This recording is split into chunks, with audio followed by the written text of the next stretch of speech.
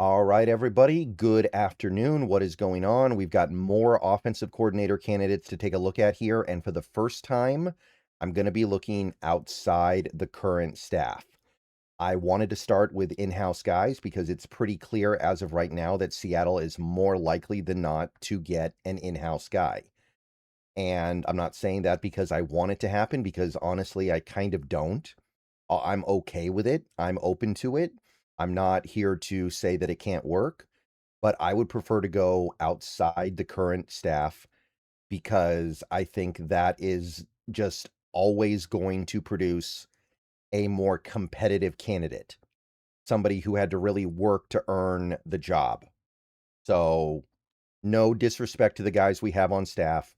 I would like to go outside and go get somebody like the person we're going to be talking about in this video. We're going to go ahead and start with my favorite. We're going to talk about Arthur Smith.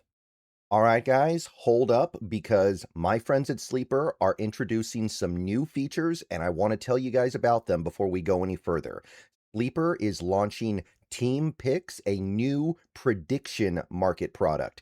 So now, on top of all the over-unders you can pick over on their Sleeper app, you can now pick on games. For instance, if you take a look to my left on the screen right now, you can see you can make a pick on the Super Bowl. They also have some bonuses available on over-unders for players. So there's now way more stuff you can get up to over on Sleeper. Get on over there before the Super Bowl, and don't forget to use the promo code SBN for a 100% match up to $100 on your first deposit. And don't forget to utilize the free $20 entry that you get just for making an account. So the Super Bowl is almost here. Make sure you get on Sleeper and have some fun with sports. Okay, so when I bring up Arthur Smith, generally speaking, here on YouTube, people react very negatively. They don't like him. They don't want him.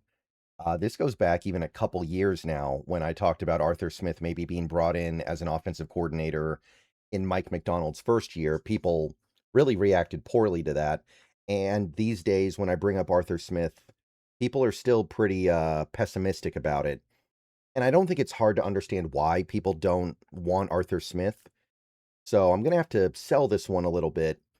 But before we get into some of the numbers here in the resume, which are obviously a mixed bag, I'll break it down in a few different ways. Number one, Arthur Smith runs the ball. Number two, Arthur Smith hits play action. Number three, Arthur Smith knows how to play out of under center. Those are three things that I think are really important here. The rest, that I can take or leave. But those three things, if you do those three things, I think you're going to be okay with Seattle right now. All right, so the resume, 2 years as the offensive coordinator in Pittsburgh under Mike Tomlin. 2025, the offense was average, 23.5 points per game. Barely positive EPA, 18th. 2024, they were average again, 16th in points, 20th in EPA, slightly negative EPA. But what was he working with across those 2 seasons? Justin Fields, who was terrible, washed up Russell Wilson, who he actually got a few good games out of, and 42 or 43-year-old Aaron Rodgers. Not really a lot of talent at the skill positions on that Steelers offense, right? They traded for DK Metcalf, and so far it seems like they've gotten a receiver that's good, but not anything over the top great. What else have they had? I mean, they had George Pickens for 2024. They traded him away in 2025. So he had George Pickens for half a year. Offensive line is okay, right? Not a lot to work with, and the offense was still tolerable. They made the playoffs twice. So I don't look at Arthur Smith's time in Pittsburgh and say it was bad. I actually think he probably did about as good as he could have done with what he had to work with. Before then, he was the head coach with the Atlanta Falcons for 3 seasons. Obviously did not work out. 2021 to 2023, went 7-10 all 3 seasons. Only had 1 year with an okay offense. 2022, 21.5 points per game, average, barely positive EPA, slightly below average. Okay, so 2002, that was his one okay year. I think his quarterback that year was Marcus Mariota. And then the other 2 years, you can see the offense, it was bad. They had actually one of the worst offenses in the league both seasons, 2023, 2021. Again, I mean, he had good players at some positions.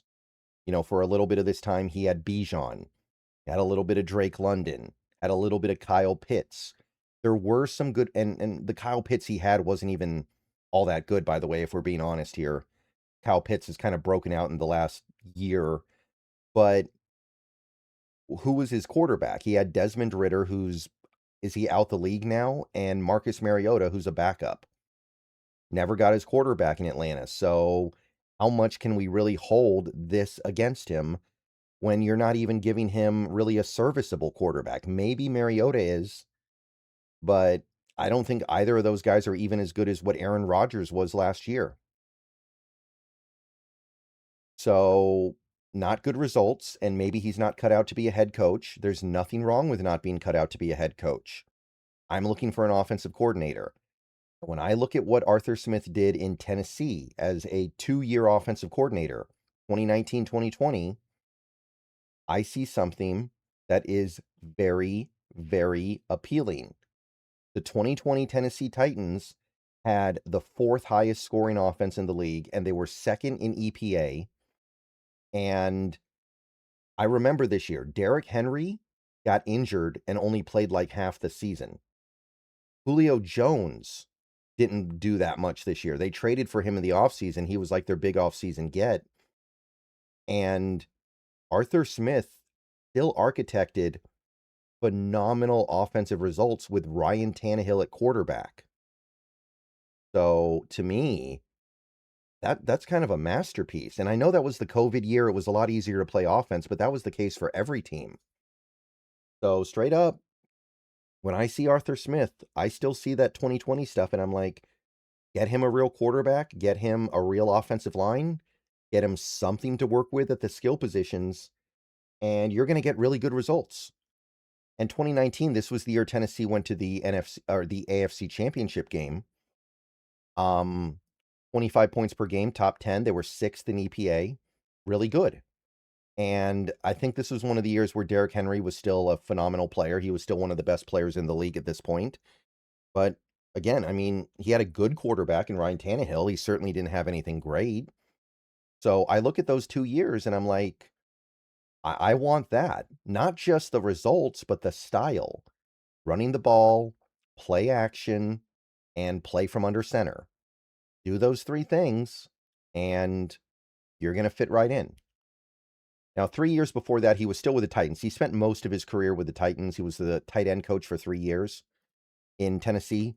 And the tight ends they had during this time, 2018 was not a very good year for Tennessee tight ends. Jonnu Smith was the guy there. 20 catches, 258 yards, 3 touchdowns, whatever. But 2017, 2016, they had a great tight end in Delanie Walker, 800 yards each of those 2 seasons, 10 combined touchdowns. And the 2 years before that, he was the assistant tight end coach, 2014, 2015. And in 2015, Delanie Walker had almost 1,100 yards. And they also got a decent year from Anthony Fasano, almost 300 yards. And 2014, Delanie Walker, still there, still great. Almost 900 yards, 63 catches. So he was a tight end coach for a run of time where the Titans had one of the best tight ends in football. Year before that, he spent a year as the offensive line coach for a pretty good offensive line. They were ranked 11th by Pro Football Focus in 2013. Their top performers were Michael Roos at left tackle, Andy Levitre at left guard, and Chance Warmack at right guard. Roos and Levitre were ranked above an 82 by PFF. Warmack was a 73. So both guys were very good according to Pro Football Focus. Year before that, he was the offensive quality control coach for 2012. Not a very good year for the Titans offense. They were bottom 5 in EPA, bottom 10 in points. Year before that, he was a defensive quality control coach, 2011. Very good defense in Tennessee that year. 2011, less than 20 points a game, 8th in the league. So that's good. Year before that, he was with Ole Miss. defensive intern for the Ole Miss Rebels. They had one of the worst defenses in the league, 35 points per game, 107th in the nation. Pretty bad. And the 2 years before that, well, 2019, he was not working in football. 2007 to 2008, he was a defensive quality control coach for the then Redskins. I actually remember in 2007, the Seahawks played the Redskins in a playoff game, so he was on that staff. 2008, the Washington defense was great, top 6, 18.5 points per game. Year before that, the year they were a playoff team, 19.4 points per game, so close to top 10. Very good defense during this 2-year run for whatever that's worth, which I will admit is not a ton. Again, we're talking about him as an offensive coordinator, but despite the obvious issues here, this continues to be a guy that I really like. And I think that if you gave him Sam Darnold, who is the best quarterback he's ever called plays before, right? You would take Sam Darnold over Tannehill, I think. Definitely over Mariota and Ritter. And definitely over Justin Fields, washed up Russell Wilson, and 42 or whatever year old Aaron Rodgers. You just would. And probably K9, JSN, a young, good offensive line that seems like it's improving. AJ Barner, hopefully Rashid Shaheed. I think you're going to get some really good results. All right, so that's Arthur Smith. We're going to do more until we hire somebody, but this is my guy. This is my number one. See you guys soon. Go Hawks. Everybody have a good rest of your day.